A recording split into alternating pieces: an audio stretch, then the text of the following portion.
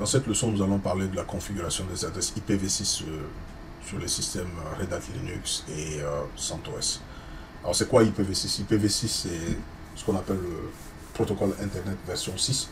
C'est la version la plus récente du protocole IP. C'est un protocole de communication qui fournit un système d'identification et de localisation des nœuds sur les réseaux, mais qui permet aussi d'acheminer le trafic sur Internet. IPv6 avait été développé pour faire face au problème tant attendu de l'épuisement des adresses IPv4. Okay. Ainsi, pour éviter d'avoir des problèmes d'adressage dans le futur, il fallait fournir un espace d'adressage très grand. Donc IPv6 ainsi va coder en fait une adresse sur 128 bits, ce qui donne une plage gigantesque d'adresses uniques disponibles, de l'ordre de 341 décillions en unique adresse. Donc le protocole IPv6 est aussi appelé IP à nouvelle génération. Ok, alors une adresse IPv4 est codée sur 32 bits. En général, les 32 bits sont divisés en groupes de 4 octets et les 4 octets sont généralement représentés en décimales, séparés par des points. Ça, c'est un exemple typique d'une adresse IPv4, 192.168.1.122. Ici, on a 4 octets, chaque octet est représenté en décimales. Par contre, une adresse de type IPv6 est groupée en blocs de 16 bits. Donc, vous avez 8 blocs de 16 bits, ce qui vous donne un total de 128 bits. Et les blocs de 16 bits sont divisés en des petits blocs de 4 bits. Et chaque bloc de 4 bits est ensuite converti en hexadécimal. Et les blocs de 16 bits sont séparés par des 2 points, comme vous pouvez le noter ici. Donc, ça, c'est un bloc de 16 bits, un autre de 16 bits, etc. Donc, ça, c'est 2 octets séparés par 2 points, 2 octets fois 8. Ok. Alors, les adresses de type IPv6 sont souvent très longues, donc il y a des règles qui sont utilisées pour simplifier en fait l'écriture de ces adresses. Par exemple, en fait, ce qu'on appelle en anglais le leading zero. Par exemple, ici, si vous avez plusieurs zéros qui se suivent comme ça, ces zéros doivent être compressés avec deux points, comme ça, 2 points, 2 fois, pour réduire la taille de ces adresses-là en général. Ou bien, par exemple, si vous avez des séries de zéros comme ça, 0, 0, on peut tout simplement compresser ça en un seul zéro, etc. Okay. Et IPv6 a moins de champs d'entête comparé à IPv4. Donc vous avez à peu près 8 champs d'entête dans un paquet IPv6 comparé à un paquet IPv4 qui contient 12 champs d'entête. Donc normalement IPv6 avait été conçu pour ce qu'on appelle en anglais less overhead. Donc il devait être beaucoup plus rapide à être traité au niveau des nœuds intermédiaires de réseau. Donc devrait normalement être plus rapide que le protocole IPv4. Alors IPv6 est beaucoup plus sécure que IPv4 puisqu'il intègre en fait toute la suite de protocole IPsec, qui est une suite de protocoles qui permet de faire de l'authentification et de l'encryptage des données sur le réseau. Ce qui fait de IPv6 un protocole beaucoup plus sécure que IPv4. Alors on a à peu près 3 groupes d'adresses IPv6. Vous avez ce qu'on appelle les adresses unicast, qui sont des adresses qui permettent en fait d'envoyer un message à une machine spécifique. On parle de unicast. Et vous avez ce qu'on appelle les adresses de type multicast. Les adresses de type multicast permettent d'envoyer en fait un message à un groupe ou à plusieurs nœuds qui appartiennent à un même groupe. Okay? Et vous avez ce qu'on appelle les adresses Anycast. Les adresses Anycast permettent en fait d'envoyer un message spécifique à un membre d'un groupe. Okay? Ça, ce sont les différents groupes d'adresses de type IPv6 que vous avez. Alors, les adresses Unicast globales qui permettent de communiquer universellement sont des adresses qui commencent toujours par 2. Ici, vous avez 2002.2./3, ça veut dire tout simplement que en termes binaires, ici, les 3 premiers bits de ces adresses-là sont fixés à 0, 0, 1. Donc, quand vous convertissez, c'est ça qui vous donne le 2 ici, suivi de 0. Donc, c'est des adresses qui commencent par 2 quelque chose. Ensuite, vous avez ce qu'on appelle les adresses de link local unicast, puisque ça permet de communiquer sur le réseau local. Donc, ces adresses vont avoir un préfixe FE80. D'accord, donc les 10 premiers bits sont positionnés de cette façon-là. Vous avez des adresses de type multicast qui commencent par FFF00. Donc les 8 premiers bits de cette adresse doivent être fixés à FF Ok, donc c'est ça, en fait, toutes les adresses multicast commencent par FF. Ensuite, vous avez les adresses Anycast, comme on l'a dit, qui vont avoir des formats normaux comme les autres adresses de type unicast. Alors, regardons un tout petit peu la structure d'une adresse globale. Là. Une adresse globale qui permet de communiquer sur Internet va avoir, comme on l'a dit, la longueur totale de l'adresse est codée sur 128 bits. Vous avez l'adresse qui est divisée en deux parties. Vous avez le préfixe global qui représente l'adresse du réseau. L'adresse du réseau est subdivisée en deux parties. Vous avez une première partie qui est codée sur 48 bits qui représente le préfixe du réseau lui-même. Et vous avez en fait 16 bits qui est utilisé pour l'adressage du sous-réseau. Et maintenant ici, le reste là, c'est ce qu'on appelle tout simplement la partie hôte ou encore l'interface ID, l'unique identifiant de la machine en fait. Alors ça c'est ici des exemples de création de sous-réseau. Donc par exemple ça c'est une adresse globale unicast. Et donc ici vous voyez très bien que cette portion en tant que telle représente la portion du réseau. Et donc ici, vous avez les différents ID que vous pouvez assigner pour votre sous-réseau. 1, 2, 3, 4, etc. Ok. Même chose de l'autre côté. Alors ici, ça c'est un exemple d'adressage. Par exemple ici, on voit que toutes les machines, par exemple ici, il y a un segment ici, un autre segment ici, un autre segment là. Pour ce segment de gauche, vous avez cette adresse, en fait, cette portion en rouge représente l'adresse du réseau. Et la portion en noir représente en fait ici le subnet ID ou encore l'identifiant du sous-réseau. Et donc ici l'ensemble, c'est-à-dire le ID du réseau plus le ID du sous-réseau est codé sur 64 bits. Donc c'est pour ça qu'on a mis ./64 ici.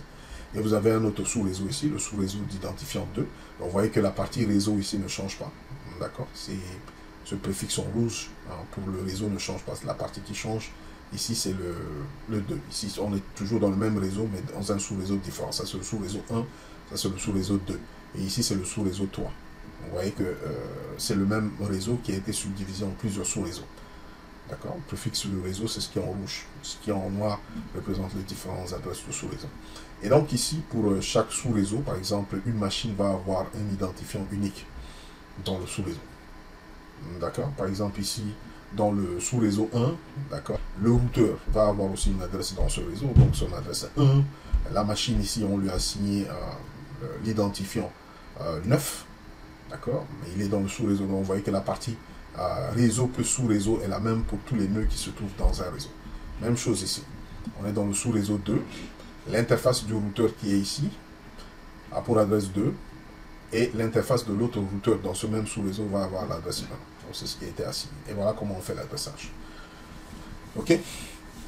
Je ne vais pas rentrer dans les détails de l'adressage de cette partie parce que ça prend beaucoup de temps. Mais juste pour vous montrer un peu comment l'adressage et les sous-réseaux sont faits dans le IPv6. Alors maintenant, une des choses qu'il faudra comprendre, c'est ce qu'on appelle tout simplement l'adresse de link local. Alors d'une manière générale, l'adresse de link local est fabriquée par la machine elle-même. D'accord, donc l'adresse de link local est fabriquée à partir de l'adresse MAC, en général, je dis bien en général, mais l'adresse de link local peut aussi être fabriquée aléatoirement. Ok, donc ça c'est la méthode la plus utilisée. Donc à partir de l'adresse MAC, d'accord, de la machine, donc ça vous voyez, ça c'est un exemple d'adresse MAC d'une machine. Cette adresse MAC elle va être divisée en deux, donc complètement divisée en deux, et la machine va introduire deux octets au milieu ici. Donc vous voyez, une adresse MAC, elle est codée sur 6 octets. Mais en ajoutant 2 octets de plus, ça nous donne un total de 8 octets. Ce qui représente en fait ici 8 fois 8, ça fait 64 bits. Donc ici, on introduit 2 octets, F, F et FE au milieu. Donc on casse l'adresse en deux et on introduit ces 2 octets là au milieu. Ok. Donc, et maintenant, le 7e bit à partir du début est remplacé par 1. Ce qui génère ce qu'on appelle l'adresse... ce qui génère ce qu'on appelle ici l'adresse EUR64. Ok, ce qu'on appelle en anglais Extended Unique Identifier, 64 bits. Donc ça c'est le total. Maintenant, ça représente l'adresse de l'interface de la machine. Donc ça c'est le EUI de la machine, Unique Identifier pour la machine. Maintenant, l'adresse de link local est fabriquée en ajoutant le préfixe FP80 sur cette adresse EUI pour fabriquer ce qu'on appelle l'adresse de link local de la machine. Voilà comment les machines arrivent à fabriquer leur adresse de lien local. Alors regardons les différents modes d'attribution d'adresse IPv6 à une machine. Alors pour communiquer au niveau global, il faut absolument une adresse unique globale. C'est ce qu'on appelle en anglais le GUI ou GUI, okay, qui veut dire tout simplement Global Unicast Address. Une adresse globale unique qui permet en fait de communiquer universellement et sur Internet. Alors vous avez une adresse IPv6 peut-être attribuée manuellement, on va le voir dans quelques minutes. Et soit on peut aussi attribuer une adresse à la machine par le biais du DHCP version 6. Alors pour attribuer une adresse IPv6 par le biais de DHCP version 6, il va falloir disposer d'un serveur DHCP version 6, donc c'est un administrateur qui en fait doit configurer en fait la plage d'adresses qu'on doit attribuer aux autres, etc. Okay. Alors vous avez aussi ce qu'on appelle le Slack ou encore le Stateless Address Autoconfiguration. Alors une machine peut s'auto-configurer avec une adresse sans passer par le biais du DHCP. C'est ce qu'on appelle le Slack. Cette méthode est une méthode qui permet en fait à chaque machine de s'auto-configurer automatiquement avec une adresse IPv6 unique. Bon, donc quand on dit un adressage sans état, c'est parce que en fait il n'y a aucun système de traçabilité qui est mis en place ici. Donc il n'y a aucun nœud qui garde la trace de l'adresse qui a été fabriquée par la machine elle-même. L'inconvénient du Slack, c'est que le Slack ne permet pas, par exemple, de fournir les informations du DNS. Donc, si votre machine utilise le Slack, il a besoin, en fait, d'avoir, en fait, sur le réseau, par exemple, un DHCP, à la limite, stateless, qui va lui fournir, en fait, les informations telles que le DNS et le nom de domaine. OK? Alors, c'est quoi le Slack et comment ça fonctionne? Donc, ce que je viens de dire, le Slack, c'est une technique qui permet aux machines de s'auto-configurer avec une adresse IPv6 automatiquement. Alors, la façon dont le Slack fonctionne est tout à fait simple. La première étape consiste tout simplement à générer ce qu'on appelle l'adresse de lien local, comme par exemple ce que je vous avais montré previously. Donc, à partir de l'adresse MAC, la machine génère son AUI 64. Et une fois qu'il a son AUI 64, il va concaténer à ce AUI 64 le préfixe du lien local. Et ensuite, il va faire ce qu'on appelle le DAD. Le DAD ou encore la détection d'adresse double. Il va envoyer un message dans le réseau pour demander s'il y a une autre machine qui possède la même adresse. S'il n'y a aucune machine qui répond, donc ça veut dire tout simplement que l'adresse est unique et donc la machine peut conserver l'adresse. Sinon, elle va refaire encore la même chose. Elle va essayer de générer une nouvelle adresse, ainsi de suite, jusqu'à ce qu'il obtienne une adresse unique de lien local. Après cela, donc, comme on a vu, la machine, pour aller à l'extérieur, a besoin d'avoir en fait le préfixe global, à savoir ce qu'on appelle le préfixe du réseau, qui lui permettra en fait de communiquer avec l'extérieur. Et pour cela, la machine doit envoyer ce qu'on appelle un message de sollicitation au routeur. Okay? Donc, c'est ce qu'on appelle router solicitation. Il envoie un message de sollicitation au routeur IPv6 qui existe dans le réseau pour lui demander quel est le préfixe du réseau qu'il faut utiliser pour aller à l'extérieur. Et une fois qu'il reçoit l'information du routeur, il va ensuite se fabriquer en fait son adresse unique globale. Et une fois qu'il a reçu l'adresse, il doit ensuite faire aussi le DAD. Ok? Mais aussi, la machine peut aussi recevoir ces informations par le biais de ce qu'on appelle le RA, Router Advertisement. C'est-à-dire que si vous avez des routeurs Slack sur votre réseau, ces routeurs-là envoient presque chaque 200 secondes des informations sur le préfixe du réseau global à utiliser. Et donc la machine peut capturer ces RA-là et s'auto-configurer avec ça et obtenir une adresse globale qui lui permet de communiquer à l'extérieur. Et une fois que la machine reçoit son adresse globale, la machine va aussi effectuer ce que j'ai dit, donc le DAD, pour s'assurer qu'effectivement l'adresse globale unique générée et effectivement unique n'est pas utilisée par une autre machine dans le réseau. Voilà comment le Slack fonctionne. Okay? Le problème qui se pose, c'est que en fait le Slack ne permet pas d'obtenir les informations de nom, telles que le DNS, le nom de domaine, etc. Donc vous voyez que les routeurs Slack qui existent dans le réseau ne peuvent fournir que les préfixes du réseau. Et par conséquent, une machine qui s'auto-configure avec le Slack a besoin de communiquer avec un serveur DHCP version 6 pour lui fournir les informations sur le nom. Ok.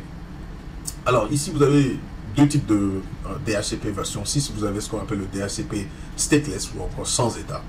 Ces DHCP sans état, qu'est-ce qu'ils font? Ils fournissent tout simplement des informations complémentaires aux machines qui sont configurées en mode Slack.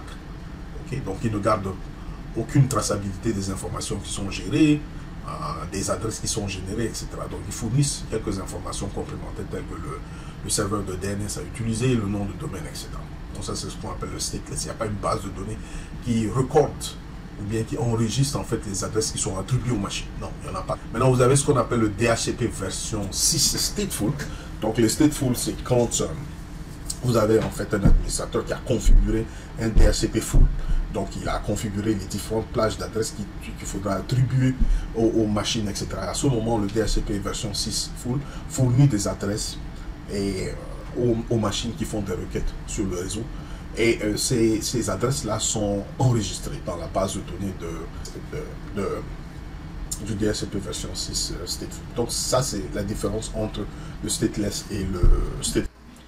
Alors regardons un tout petit peu la configuration de mon routeur ici, en termes de IPv6. Okay? Donc ici, vous voyez que ça, c'est le préfixe qui est averti par ce routeur-là. Donc c'est le 2600, 4040, ça c'est le préfixe du réseau global qui est averti au travers du RE message. Il vous donne en fait la durée d'expiration de ce préfixe-là. L'adresse du link local pour ce routeur, obtient IPv6 DNS server address automatically. Donc il est configuré pour obtenir automatiquement l'adresse du serveur DNS. Ok. Alors specify the method to be used to assign the LAN IPv6 addresses. Donc, vous voyez qu'ici les adresses qui sont obtenues au niveau du LAN, ça va se faire en stateless. Ça veut dire que c'est tout simplement que ce routeur utilise la méthode du Slack. Donc, si vous regardez ici, vous avez deux méthodes. Vous avez le stateful DHCP version 6, ce qui n'est pas actuellement utilisé par ce routeur, mais plutôt le routeur utilise la méthode stateless, qui veut dire le Slack. Donc, ce routeur fournit tout simplement le préfixe du réseau et une fois que les machines reçoivent le préfixe du réseau, ils peuvent automatiquement fabriquer leur IPv6 global address à partir de là. Ok. Et ils vont encore revenir vers ce routeur-là, puisque c'est lui qui fournit aussi en même temps le IPv6 DNS vers les machines, en fait, pour leur permettre en fait, de résoudre des noms qui sont dans le domaine IPv6. Alors la première des choses qu'il faudra comprendre avec l'IPv6, c'est la notion d'adresse de lien local. Donc si je fais IP address show ici, donc vous allez voir que j'ai deux adresses IPv6 sur cette interface INP0 qui est ma seule interface Ethernet ici. J'ai une adresse globale puisqu'il commence par 2, 2600, ça c'est une adresse globale unicast qui permet de communiquer universellement. Okay. Et j'ai une deuxième adresse ici qu'on appelle l'adresse de link local puisque celui-là ça commence par le FE80 comme je l'avais dit. Alors cette adresse de lien local a deux parties. Vous avez le préfixe FE80 qui indique tout simplement qu'il s'agit d'une adresse de lien local et vous avez une partie, ce qu'on appelle l'identifiant unique de l'interface. Donc par défaut Linux génère cette portion-là dynamiquement. Par défaut Linux n'utilise pas la méthode de EUI64 comme vous pouvez le voir ici. L'identifiant unique de l'interface de la partie adresse de lien local ne correspond pas à l'adresse MAC de la machine. Donc il n'y a aucune corrélation ici. Ok. Alors ça c'est à cause du fait que Linux utilise une méthode qu'on appelle stable privacy. Alors on peut changer ce comportement pour voir comment ça fonctionne. Si je vais dans le fichier de configuration de l'interface, ok, ici, et là, comme vous pouvez le noter ici, IPv6 adresse genmode equals stable privacy. Si je veux désactiver ça et utiliser la méthode de EUI64, il me suffit de mettre ici IPv6 privacy, comme ça, privacy égale à no. Donc je désactive la privacy. Et par conséquent, Linux va utiliser la méthode EUI64 pour générer, pour créer, si vous voulez, l'identifiant unique de l'interface. Alors, il me suffit juste de faire un AF down sur l'interface INP0S3. Ensuite, je vais faire un AF up pour réactiver l'interface. Là, maintenant, si j'affiche à nouveau la configuration IP de cette machine, alors vous allez voir tout simplement que là, Linux utilise à ce moment-là, hein, donc la méthode EUI64. Donc ici, ça c'est la nouvelle adresse de lien local. Donc vous voyez que l'identifiant unique de l'interface correspond effectivement à l'adresse MAC.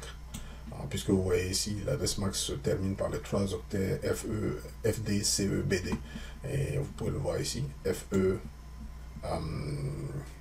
FD, CE, BD.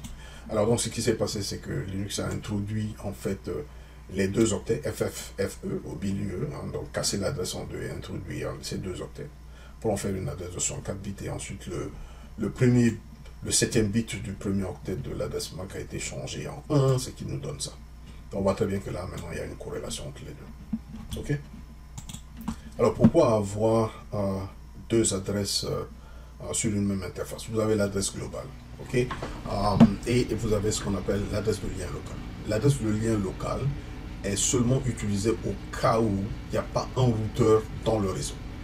Et donc cette adresse locale de lien local va être générée automatiquement pour permettre à toutes les machines qui se trouvent dans le réseau local de pouvoir communiquer automatiquement. Voilà la première mission d'un lien, d'une adresse de lien local. En absence de routeur, toutes les machines qui sont dans le réseau peuvent déjà pouvoir communiquer, puisqu'en fait ils vont s'auto-configurer avec une adresse de lien local, même s'ils n'ont pas d'adresse globale. Et aussi l'adresse de lien local va être utilisée pour découvrir les voisins. Par exemple ici dans le IPv6, dans le réseau IPv6, il n'y a plus de messages de broadcast. Donc il y a une nouvelle méthode qui permet par exemple de découvrir l'adresse MAC par exemple des voisins ou du routeur pour pouvoir communiquer avec le voisin ou bien le routeur. Et cette méthode s'appelle tout simplement le Neighbor Discovery. Et donc le Neighbor Discovery utilise en fait les paquetages ICMP et utilise les adresses de lien local pour pouvoir découvrir l'adresse MAC du voisin. Voilà les 2 seules utilités en fait d'adresse de lien local. Mais en aucun cas, par exemple, en fait, les adresses de lien local seront utilisées pour transférer des données, par exemple, au niveau universel, pour transférer des données entre des machines dans différents réseaux. Alors, notez tout simplement que par défaut, le Slack est utilisé par les machines. Donc ici, comme vous l'avez vu, hein, donc ça c'est l'adresse de link local. Donc ça représente le EUI64, l'identifiant unique de l'interface, qui a été généré automatiquement à partir de l'adresse MAC. Mais si vous comparez aussi avec l'adresse IPv6 globale, vous voyez tout simplement que le EUI64 est aussi utilisé pour fabriquer l'adresse globale. Donc cette machine a pu recevoir son préfixe réseau, hein, donc à partir du routeur Slack qui existe sur mon réseau. C'est mon routeur qui me donne accès à Internet, qui a fourni ce préfixe, et la machine s'est fabriquée en fait une adresse IPv6 globale à partir de ça. Donc comme vous pouvez le voir.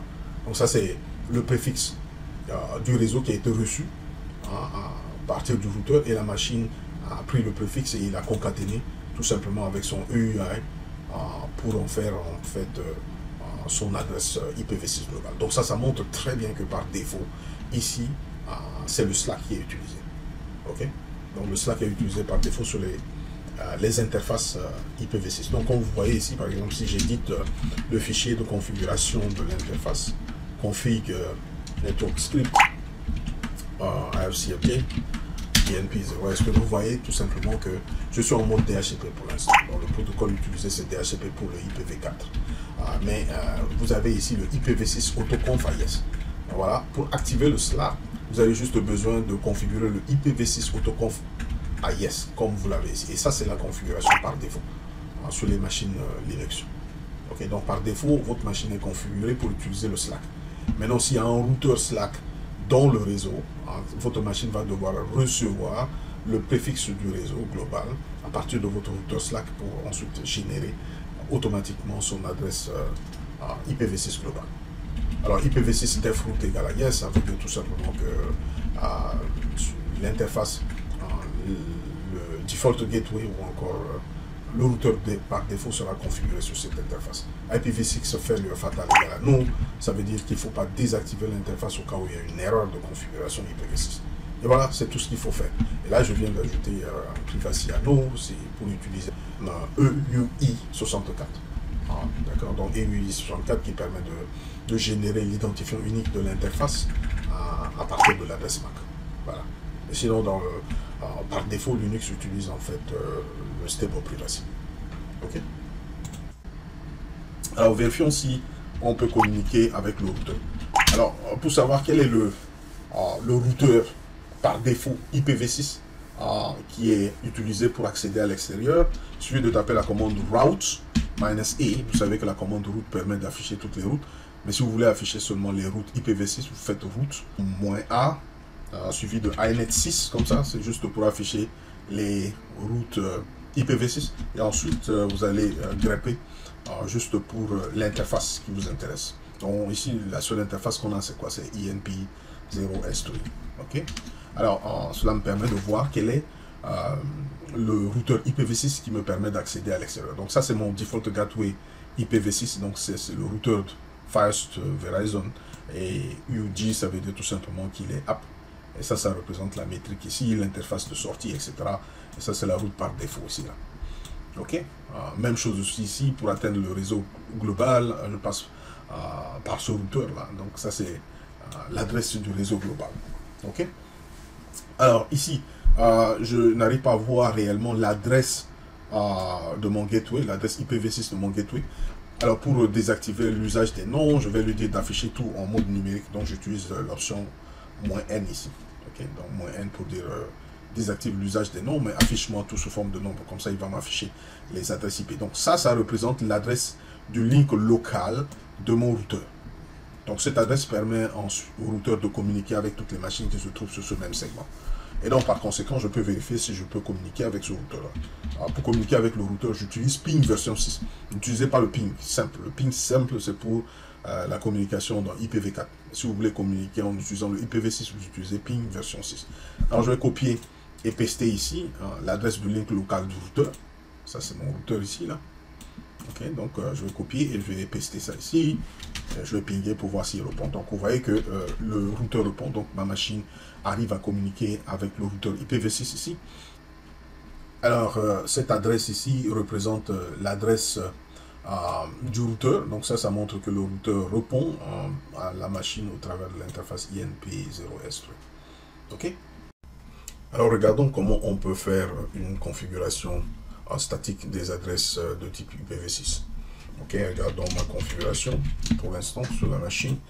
Alors, si je fais IP et show, donc ça c'est mon adresse globale Unicast actuellement assignée à cette machine par la méthode du Slack. Alors j'ai préparé en fait une adresse. En fait, pour éviter des conflits, j'ai regardé en fait le préfixe du réseau pour l'instant, préfixe du réseau averti par mon routeur local. Et puisque cette adresse est assignée par le provider, donc je dois rester dans cette range. Alors ce que j'ai fait, je vais essayer d'attribuer une adresse IPv6 à cette machine. Donc ici je conserve le préfixe averti par l'opérateur. Et maintenant ce que je vais faire, je vais seulement assigner un identifiant unique à ma machine ici qui est de 1001. Ok, donc 1001 c'est en octet, en hexadécimal, pardon, ça va être 3E9. Ok, donc ça représente l'adresse, la nouvelle adresse IPv6 que je vais assigner à cette machine. Ensuite, l'adresse du gateway, je vais utiliser l'adresse du link local du routeur. Et je dois spécifier le routeur aussi comme en fait le DNS IPv6. Alors c'est tout simple pour configurer statiquement une adresse IPv6 sur une machine Linux. Il suffit d'éditer le fichier de configuration. Donc ici, je vais juste éditer le fichier de configuration etc/sysconfig network script FCFJ. Alors ici, la première des choses qu'il faut faire, c'est de déactiver le Slack. Alors pour déactiver le Slack, il faut mettre le autoconf à no. Ok, donc ici vous voyez que le boot proto DHCP c'est pour le IPv4, ça ne concerne pas la configuration IPv6. Rappelez-vous qu'en fait vous avez deux couches de protocole qui fonctionnent sur cette machine. Vous avez le protocole IPv4 et le protocole IPv6 en même temps. Ok, donc ici ce que je vais faire, je vais juste spécifier l'adresse IPv6 de ma machine.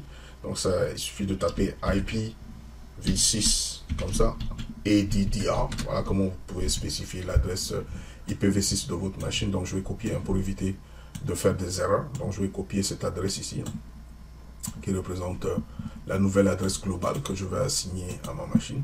Je copie l'adresse et je vais le paster ici. Rappelez-vous que avec le IPv6, le masque est en même temps spécifié avec l'adresse IP. C'est pas comme dans le cas du IPv4 où il faut utiliser le terme clé netmask. Non, ici vous spécifiez l'adresse globale /64 par exemple. Et c'est pour dire tout simplement que les 64 premiers bits de cette adresse représentent la partie réseau. Ok. Donc ici vous avez ça représente le préfixe du réseau, et ça représente en fait le subnet ID si vous voulez. Ok. Alors ici, ça c'est l'identifiant unique de la machine. Et le /64 représente le masque ici. Ensuite, je vais juste mettre ici IPv6. Donc pour spécifier mon gateway, je fais IPv6 underscore default comme ça.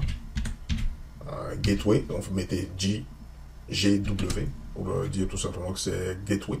Donc IPv6 default GW pour spécifier votre routeur, votre passerelle.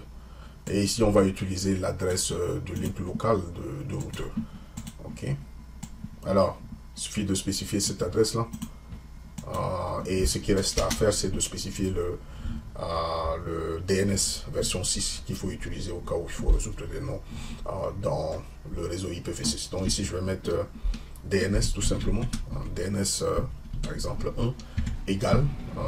Je vais en même temps, je vais utiliser la même information puisque mon routeur ici va jouer le rôle de serveur DNS. Ok, donc il va relayer les requêtes de résolution de nom vers le réseau de Verizon. Donc je vais copier cette adresse et je vais la spécifier comme l'adresse de DNS version 6 à utiliser. Ok, donc ça c'est tout. Donc voilà comment on fait une configuration manuelle statique. IPv6 et DDR, vous spécifiez votre nouvelle adresse globale. Ensuite IPv6 default GW pour spécifier votre passerelle. Et vous utilisez ici l'adresse du link local de votre passerelle, le routeur. Et ensuite, vous spécifiez le serveur de nom DNS6 à utiliser. Alors, la chose dont vous devez vous assurer quand vous faites une configuration manuelle, c'est de désactiver le Slack. Autrement dit, il va essayer d'utiliser le Slack pour obtenir une adresse et il va ignorer en fait l'adresse que vous avez spécifié ici. Okay? Et une fois que l'adresse est spécifiée, il suffit de sauver le fichier de configuration. Je vais déactiver l'interface INP0 string et la réactiver à nouveau. IFAP INP0 string. Une fois que je l'ai activé, je vais maintenant vérifier si la nouvelle adresse a été prise en compte. IP et DDR show pour vérifier que l'adresse a bien été prise en compte. Comme vous le voyez ici, c'est la nouvelle adresse qui a été prise en compte, c'est l'adresse que j'ai spécifiée. Alors il faut vérifier que je peux communiquer avec cette adresse-là. La première des choses qu'il faut faire, c'est d'essayer de pinguer en fait le gateway. Donc je vais paster le gateway ici. Et donc je vois très bien que le gateway répond. Est-ce que je peux pinguer un site sur internet pour prouver que le gateway fonctionne et le DNS aussi fonctionne? Donc je vais essayer de pinguer le site de Cisco, Cisco Dakar, en utilisant le ping version 6. Donc vous voyez, le site de Cisco répond parfaitement. Donc ça montre que cette configuration là marche. En fait, on est capable de résoudre des noms, puisqu'en fait là j'ai utilisé ping version 6 pour pinguer Cisco. Donc le nom, ça veut dire que le DNS fonctionne bien, aussi bien que le gateway, donc je peux accéder à l'extérieur. Voilà comment on peut configurer statiquement les adresses de type IPv6 sous Linux. Alors on peut aussi utiliser la commande du Network Manager pour configurer une adresse IPv6 statiquement, sans passer par le fichier de configuration comme on l'a fait précédemment. Alors, on va voir un exemple. Par exemple ici, je vais changer d'adresse. Donc ici, par exemple, au lieu de prendre le 3E9, je vais prendre le 3EA. Donc ça veut dire tout simplement l'adresse suivante. Ok. À ce moment, l'identifiant de la machine, ça va être le 3EA, comme ça. Ok. Donc le gateway reste le même, ça ne change pas. Je conserve le préfixe du réseau pour éviter des conflits et j'essaie d'ajouter un identifiant cette fois-ci différent pour la machine, juste pour le but de cette démonstration. et je vais utiliser le Network Manager Command Line pour configurer cette adresse-là statiquement. Ok. Alors ça c'est très simple. Il suffit d'utiliser la commande nmcli. Je vais faire juste nmcli. D'abord on va afficher toutes les connexions qui existent ici. Donc nmcli connection show. Comme ça. On voit très bien qu'on n'a que deux connexions ici. La connexion INP0S3 qui est attachée à l'interface INP0S3. Donc je vais modifier cette connexion en faisant nmcli connection modify. Donc j'utilise les diminutifs. Modify, le nom de l'interface ou de la connexion modifiée, c'est INP0S3.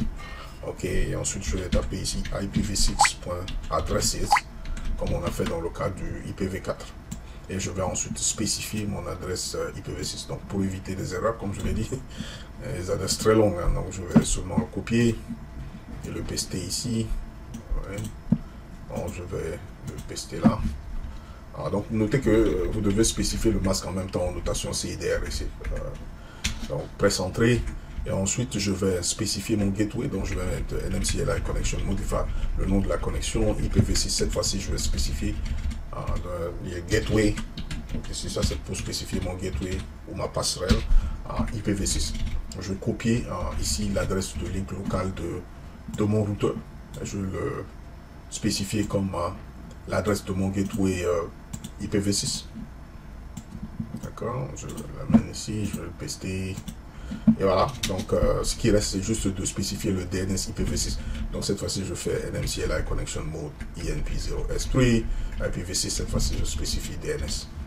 DNS comme ça pour spécifier votre serveur de DNS IPv6. Et ça reste mon routeur puisque c'est lui aussi qui joue le rôle de serveur DNS ici dans mon réseau. Puis je suis rentré. Ensuite, il suffit de dire au Network Manager que la méthode de configuration pour le IPv6, ça va être une méthode de configuration plutôt manuelle. Donc ici, on va mettre IPv6.méthode et on spécifie que c'est juste manuel. Non. Ok, une fois que vous l'avez fait, il suffit d'activer cette connexion. On fait tout simplement nmcli connection app suivi du nom de la connexion ici qui est INP0S3. Ok, vous pressez entrer, la connexion est active, donc maintenant on peut faire un IP EDDR show pour voir la nouvelle adresse. Comme vous le notez ici, la nouvelle adresse effectivement a changé, ces 3 EA que j'ai ici spécifié. Ok, alors il faut toujours vérifier qu'on peut communiquer avec l'extérieur. Je vais faire un ping 6 sur Cisco DACAM pour voir si effectivement ma configuration fonctionne bien. Comme vous voyez, Cisco répond. Est-ce que je peux pinguer Google? Donc Google DACAM, oui, je peux pinguer Google. Donc ça montre tout simplement que le gateway fonctionne, la résolution de nom fonctionne et tout fonctionne bien. Donc cette adresse marche. Je peux communiquer avec cette adresse universellement. Alors notez tout simplement qu'ici il s'agit de ce qu'on appelle le dual stack. D'accord, donc ici j'ai deux piles de protocoles qui marchent concurrentiellement, l'un à côté de l'autre.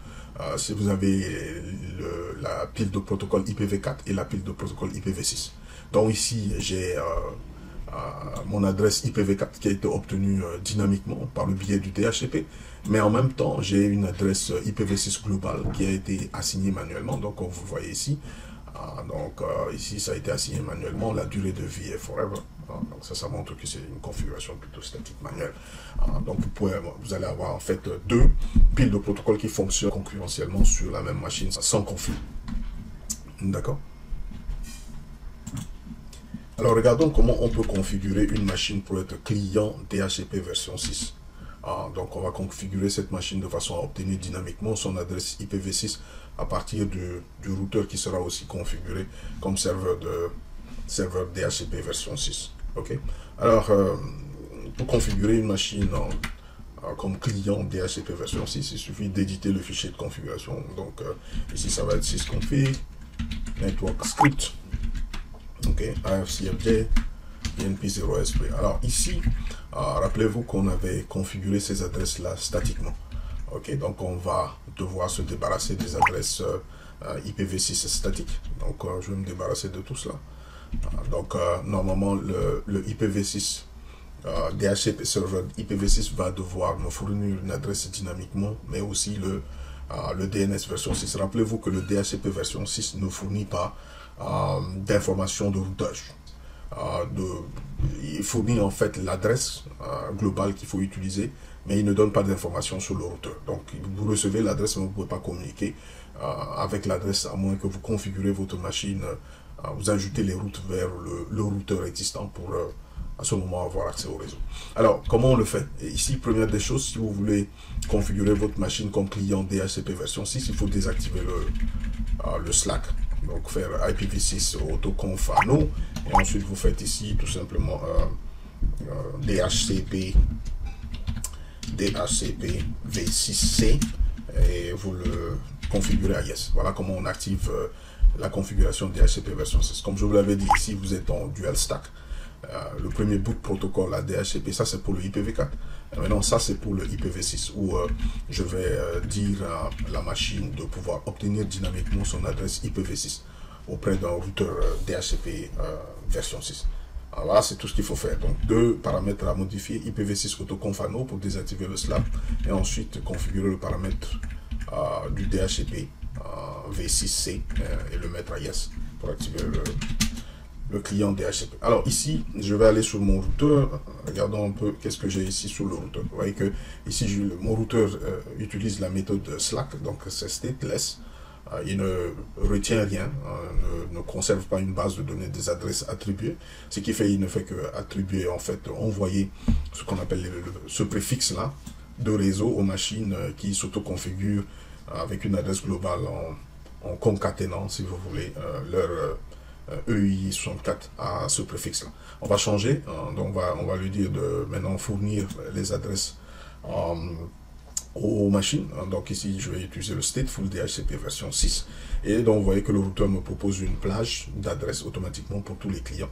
Donc, les adresses clients, la plage va aller de 1000 à 2000. Et ici, c'est le subnet 1 par défaut. Donc, je peux changer, au lieu d'utiliser le subnet 1, je peux utiliser le subnet 7 ou whatever. Ok. Donc, je le garde à 1. Okay. Et il suffit d'appliquer le changement pour que ma machine, pour que ce routeur-là puisse servir comme serveur DHCP version 6. J'applique le changement.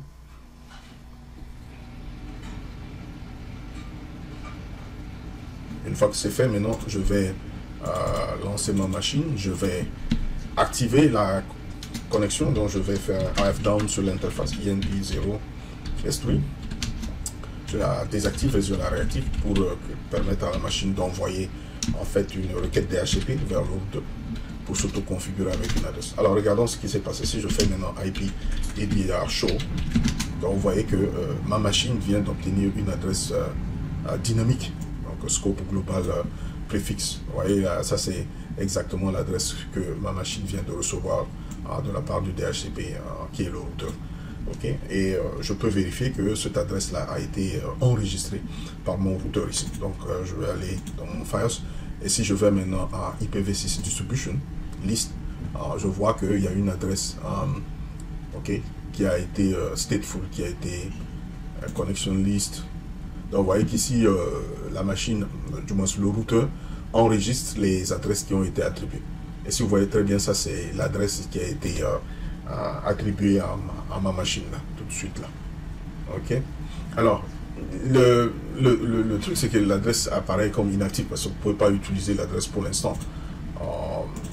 Si vous voyez très bien ici, dès que vous recevez l'adresse, le masque c'est /128. Et même si vous faites par exemple ici IP-6 routes ici, vous voyez tout simplement que il n'y a aucune route qui vous permet en fait de communiquer sur qui va vers ce réseau global. En fait, il ne permet que de communiquer en local sur cette machine. Vous voyez, donc il donne l'adresse directe de la machine et vous pouvez seulement utiliser le lien local pour communiquer. Mais bon, vous ne pouvez pas aller à l'extérieur parce qu'il n'y a aucune route qui permet d'aller à l'extérieur. Il n'y a pas de route par défaut, etc. Okay? Donc il va falloir configurer la route puisque le DHCP version 6 ne fournit pas des informations de routage, etc. Il fournit seulement des informations du DNS. Alors regardons, est-ce que effectivement une configuration du DNS a été attribuée à la machine. Donc si je vais dans etc result à conf, vous voyez que effectivement le serveur de DHCP version 6 a fourni cette adresse qui représente l'adresse globale de mon routeur ici comme serveur de nom. Voilà tout ce que le DHCP version 6 fait? Il fournit une adresse IPv6. Il fournit le nom de domaine, les informations complémentaires, mais il ne fournit pas les informations sur le routage. Ce qui est contraire à ce qui se passe dans le IPv4. Dans le IPv4, vous recevez aussi, vous avez ce qu'on appelle les options de routage qui permettent de spécifier à la machine exactement quel est le routeur qu'il faudra utiliser pour accéder au réseau externe, ce qui n'est pas le cas ici dans le cas du IPv6. Alors notez tout simplement qu'ici, si j'essaie de pinguer par exemple le site de Cisco, je ne vais pas pouvoir le faire parce que tout simplement il n'y a pas de réseau. Donc ici, si on regarde la table de routage, si on fait route -A inet 6 -n comme on a fait précédemment pour voir la table de routage du système, je vais grepper pour l'interface INP0S. Je vois très bien qu'ici il n'y a pas de route qui me permet en fait d'atteindre ce réseau global là. Il y a seulement une route qui pointe sur la machine elle-même, donc je peux pinguer la machine elle-même. Je peux pinguer le lien local, etc. Mais je ne pourrais même pas pinguer le routeur avec son adresse globale. Alors, je peux voir par exemple ici, si je fais IP6 neighbor comme ça, ça me permet de voir le voisin. Donc, ça, c'est l'adresse du lien local du routeur. Donc, je peux pinguer le lien local. Pourquoi? Parce que tout simplement, si vous voyez très bien ici, je peux accéder à ce réseau là, tout ce qui commence par FE80. Donc je pourrais pinguer en fait le routeur ici. Allez, je peux faire comme ça, donc copier, et puis je vais paster ici. Et il faut spécifier l'interface de sortie ici. Je vais mettre INP0S. Donc vous voyez, je peux seulement pinguer le routeur sur son adresse de link local. Alors, tout à l'heure, j'avais affiché l'adresse globale du routeur. Donc ici, c'est la même chose que l'adresse du serveur demain. Voyons que, effectivement, si j'essaie de pinguer cette adresse-là, ça ne va pas marcher. Ok, donc parce que tout simplement, je n'ai pas de route vers ce réseau global. Ouais, alors, ici, la solution, ce serait, première étape, c'est d'ajouter une route vers le réseau global. Parce que la machine est dans le réseau global, mais il n'y a pas une route qui lui permet d'atteindre le réseau global, comme vous le voyez ici. Donc ici, je vais copier. D'abord, son sous-réseau, c'est celui-là. Hein, donc, le préfixe, je dois ajouter une route ici. IP-6, voilà comment je vais ajouter une route. IP-6 pour ajouter des routes IPv6, route, add. Et puis, je vais paster ici le préfixe du réseau. D'accord, ici, donc cette fois-ci, je vais dire longueur 64. Donc, tout ce qui va vers le sous-réseau dans lequel se trouve la machine, on doit passer par l'interface de sortie INP0S3. Donc, je vais mettre ici def INP0S3. Et puis, je peux spécifier la métrique. Je vais mettre la métrique à 0 pour que ça soit une route vraiment préférée. Ensuite, je dois pouvoir dire à la machine comment atteindre les autres sous-réseaux. Donc, vous voyez que les autres sous-réseaux, le préfixe, c'est 00. Mais cette fois-ci, c'est juste les 56 bits. Ok, donc les autres sous-réseaux, ici, donc tout ce qui est préfixe du réseau. Donc, cette fois-ci, je vais dire tout simplement de l'atteindre au travers tout simplement du routeur. Donc, ici, je vais mettre via. Je vais mettre l'adresse du routeur. Donc ici, je vais utiliser l'adresse du routeur global. Donc pour atteindre les autres sous-réseaux du réseau global, il faut passer par le routeur lui-même sur son adresse globale, sur l'interface. Donc il faut spécifier aussi l'interface. Donc je vais mettre ici dev INP0S3. Et puis je peux mettre la métrique aussi pour cette route-là. Donc ça permet d'atteindre tous les autres sous-réseaux qui se trouvent dans ce réseau global-là. Donc ouais, ça représente l'adresse du réseau global. Je dis tout ce qui concerne ce réseau. Il faut passer par le routeur avec son adresse, en utilisant son adresse globale. Alors, la toute dernière des choses qu'il faut faire maintenant, c'est de dire la route par défaut. Donc, si je vais mettre IP-6, tout ce qu'il ne s'est pas routé, il doit envoyer ça au routeur sur son sur l'interface INP0S. Donc, je vais mettre ici add default, comme ça. Et puis je vais mettre via, donc pour spécifier le routeur. Donc ici j'utilise l'adresse globale du routeur. Donc ici c'est pour spécifier que c'est ça la passerelle par défaut. Il faut passer par le routeur sur son adresse globale. Et je dois spécifier l'interface de sortie, ce qui va être INP0S3. Et puis je peux mettre la métrique à 0. Ça va être la méthode préférée. Maintenant si on fait route, -inet6 et je lui dis de désactiver l'usage des noms. Je fais grep sur l'interface INP0SD. Pardon, grep, pas d'espace. Donc vous voyez que là maintenant j'ai toutes les routes. Alors voyons si je peux maintenant pinguer Cisco. Donc ici Cisco, Cisco.com, ping 6. On voit que Cisco répond pour l'instant. Voilà comment on fait la configuration dynamique des adresses IP V6 sur les machines Linux. Je vous remercie de votre attention.